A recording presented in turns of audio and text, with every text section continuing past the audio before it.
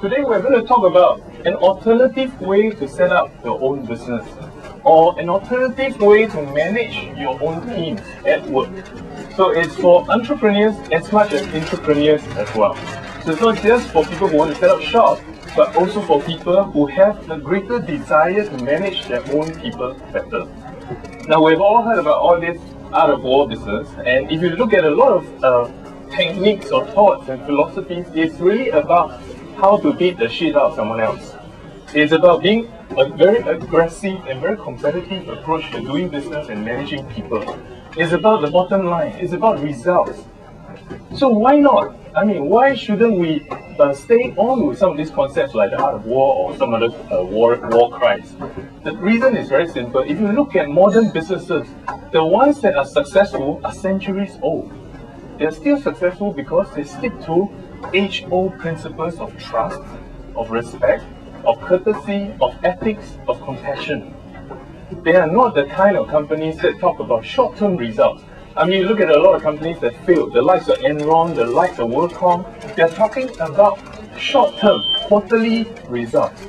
Every 3 months, you have to account to top management what you have done. Even within a department, if you're an HR person, what have you done these 3 months? What have you done daily? You need to submit daily, monthly, weekly, yearly reports all the time. All the time spent on writing reports should have been used for something else. And that's the reason why companies fail. The ones that seemed like stellar big companies failed because they were too competitive. So if you use a lot of war cries as your founding principle, you realize that that could be detrimental to running that business. Now, to scale that idea down, if you want to set up a small shop, you obviously cannot have enough budget to fight some big shops out there, some big multinational companies. So you cannot take on an overly aggressive and overly competitive approach as well. You will have to fail because you don't have the money to fight with the big guys.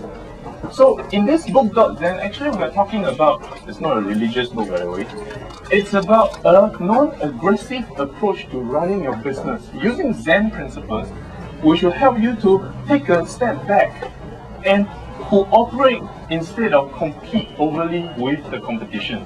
In this book, you will also find real-life examples of companies who have cooperated with others and succeeded. So there are ways of what they call co-opetition. That means you can cooperate with your competition and compete on some other grounds. Okay?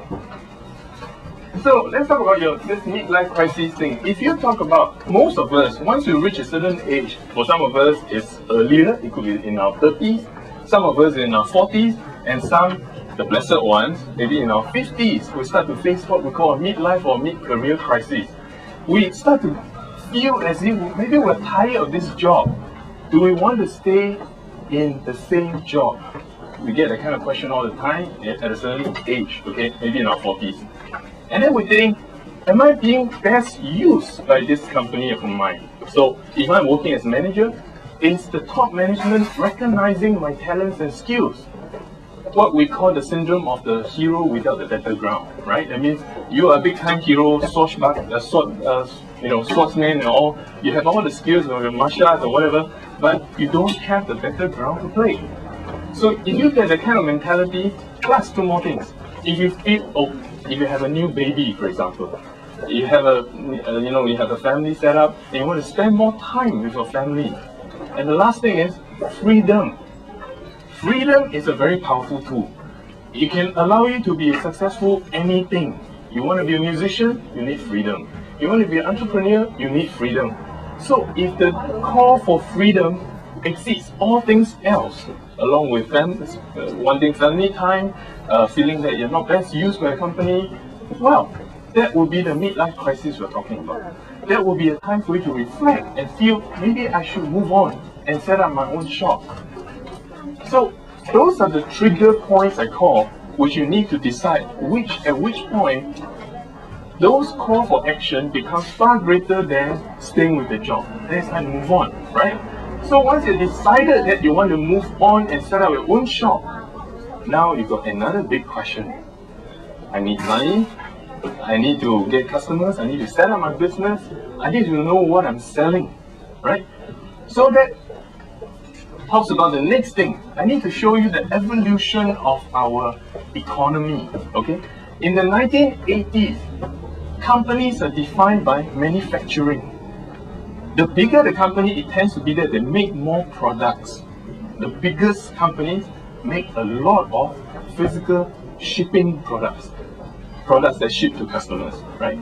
And then in the 1990s, what the Greenspan guy in the US says, irrational exuberance. It's the dot-com time, where it was defined by perhaps the World Wide Web, WWW, or otherwise known as the Wild Wild West, right?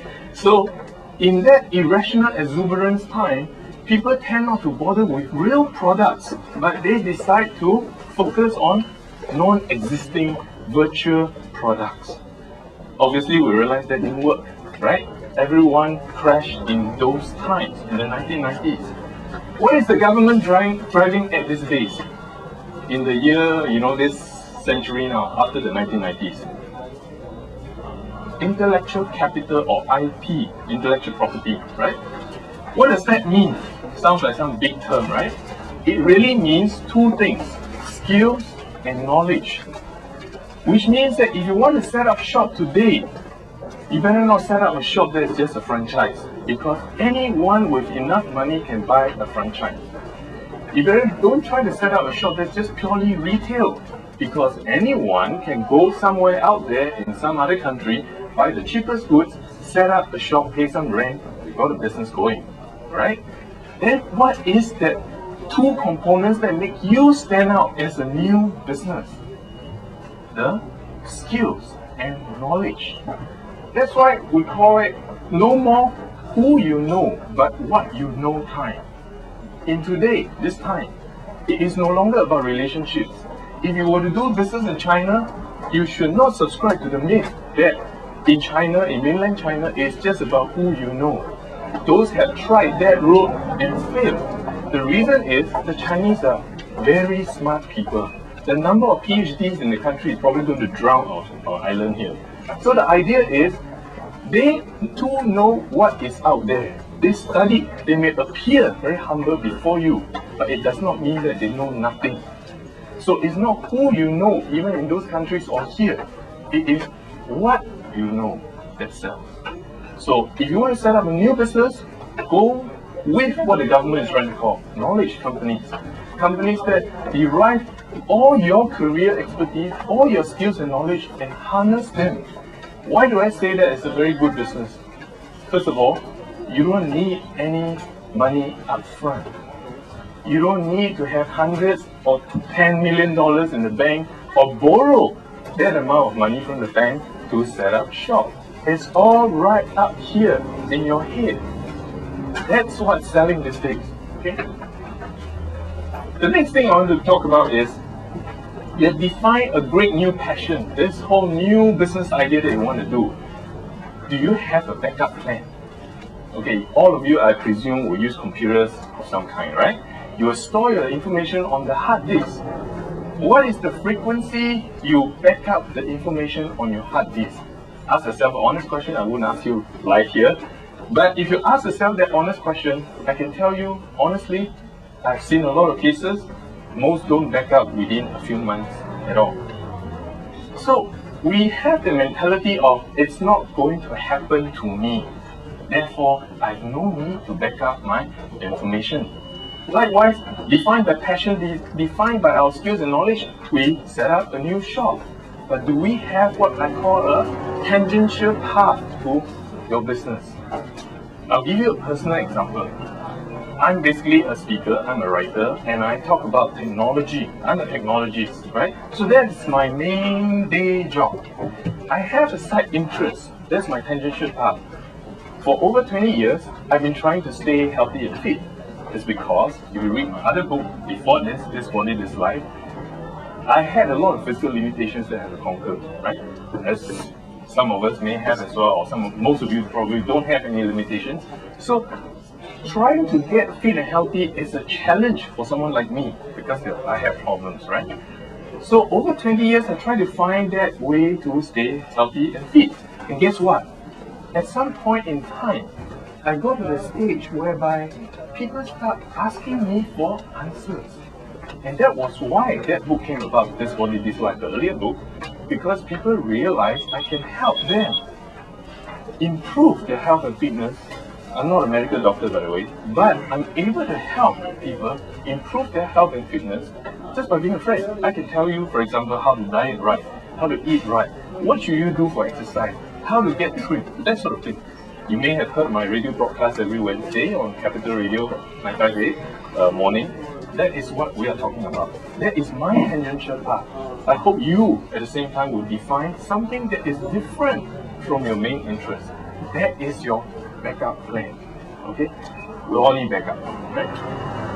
Okay, let's talk about some of the mistakes to avoid when you are setting up a new shop. If you look at this book, about 200 pages of this book, it's not just a book on philosophy.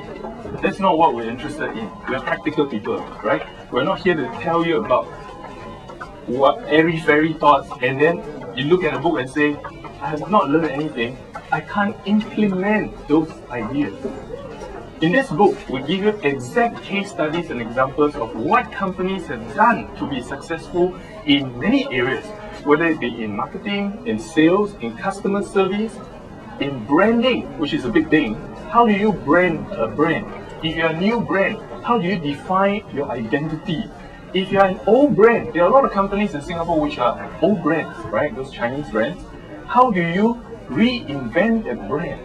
Do I need to reinvent the identity, or can I use the same identity, right? So we discuss examples and draw on real cases such as Malaysian Airlines and Singapore Airlines, and we draw parallels to some of these examples, a lot of examples in there, on how companies can either rejuvenate a brand or create a new brand.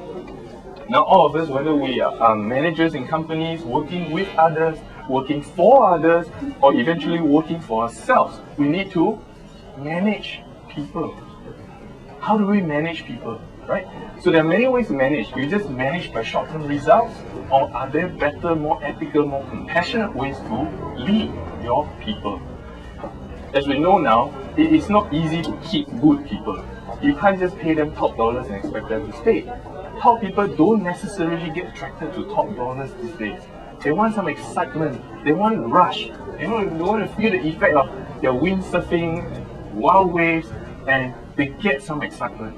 So they want to be involved. They want to be participative. Is that possible at the workplace? So those are some of the things that is covered in the book. Let's talk about the mistakes to avoid if you want to set up your own shop. The first mistake, very important, hopefully none of you will fall into the trap, is never believe the bank is your friend. The bank is a business. As with any business, the bank's business is to lend you money and get the money back with interest. If you are a new startup, a bank can be an ally, but the bank is not a friend. You must draw the distinction very clearly. A bank is an ally if you work it right, but it is not a friend. Okay? That goes to the next mistake. Relationships are all we need. Like we talked about earlier on, relationships are important. Keep your friends, grow new friends, get new friends. But friends are separate from a business. Never confuse the thing between friendship and business. In this world, like I said, it's about your skills, it's about your knowledge, that's sense. It is not who you know anymore. Okay? And okay, what are some of the mistakes? Let me see. Another thing is, if you're a new business, I advise you to do exactly what I've done for a long time. That is, leverage the use of information technology. You realize that in a small business, if you leverage your IT, your internet correctly, it is far more powerful than big businesses. The reason is, big business, they have a lot of bureaucracy, right? So when you have a lot of papers to sign, a lot of approvals, that it's very difficult to get people to use IT effectively. But If you're a small business, right now you can just go down to Funan or go down to St. Lim Square, buy a couple of computers, get the right software, get some expertise, get some reading up, and you can become very powerful across the internet and within the company. So small shops, if you do it right, you can set up a very powerful web presence that rivals very big companies, as opposed to big companies themselves, because they need time, they need to approve, and they need a lot of approval cycles before things happen. Next very important mistake to always avoid as a business, big or small, is a lot of businesses kind of hate to talk to the media. They are very afraid of the press. When, let's say, a journalist like me calls a company up, they'll say, oh, no comment, hangs up. That is the worst mistake to make. Remember, if you are a small or big company, you have a limited marketing budget. How do you maximize what you have? You're not able to spend $17,000 ads every day in the papers. You're not able to spend running ads on TV all the time. How do you then harness the ally in the media to announce your business to the public? The media needs news. If you've got something useful, the media wants to know. And the public will want to know because it came from the media. Differentiate the two things. Advertising and public relations are very different. Advertising is what you say about yourself. You say how good you are to the public. Against that of PR or public relations. Public relations is someone else, the editors, the journalists, the broadcasters say how good you are to the public. Guess which one is more credible? Which one will people likely believe more? What you say yourself or what someone else say about you? It's almost like the word of mouth effect. If a journalist says good things about you, it carries a lot more weight than your own ads will ever do. So that is the power of public relations. Again, it's featured in the book. Next thing is, we set up a new shop. We tend to imagine that we better set our prices very low. That again doesn't work. Okay? Of course, I learned the mistakes myself, so I'm sharing with you that hopefully we don't make the same mistake when you're setting up a shop. The thing is, when you set your prices too flexibly or too low, you undercut the competition, yes, but at the end, everyone dies. If you're familiar with the principle of feng shui, okay, not that I'm a feng shui master, the thing about feng shui is you must make sure the surrounding environment around you survives as well as you. And that's why I won't name the places. In Singapore, there's specific locations where the buildings are literally a barren desert, economically or otherwise. The reason is, by the construction of the buildings, they have killed off all the environment around those buildings. Nobody can survive around there. If nobody survives around there, nobody is going to go there. Then how do you get business?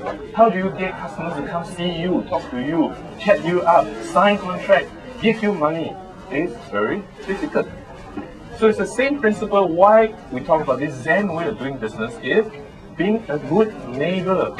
If you can take care of people around you, whether that be your own employees, your own business, your partners and people around you, it's very likely people will take care of you. I'll give you a real life example. Let's say you live in a bungalow, right? You have a next door neighbor, and the neighbor hates your guts. Now if someone enters your house, rob you clean in your absence, what is the neighbor going to do if this neighbor hates your guts? Absolutely nothing. They're not going to care. That is bad feng shui, right? The thing is, you've got to make sure you take care of your neighbor all the time. Every New Year, give some goodies to them. Talk to them, chat them up, be friends. That is the whole point of good business. So with that, I thank you. In the book, I talk a lot more about how to attract venture capital. How do you talk to venture capitalists or bankers? How do you build what I call an elevator pitch, which is very important if you want to sell your idea to bankers, financials, private investors, or any other kind of company, right? And also, how do you identify the right kind of bankers to work with? If you want to get money, they are the right bankers and they are the wrong bankers. What kind of bankers can you talk to that won't come back and haunt you after several months or years, right? And also a lot of powerful and affordable ways of doing marketing, whether that be in PR, in branding, or in sales and marketing. Okay? And also, if you set up shop and you have your internet ready, I also offer some tips in the book on how to take care of things like viruses and spam and security, and also how to get ahead in search engines so that your website gets more known by others. Okay, so those are some of the tips in the book. If you get the book today, you will get this free stress ball, which is kind of unique because it's like a yo-yo stress ball. Okay. Thank you very much.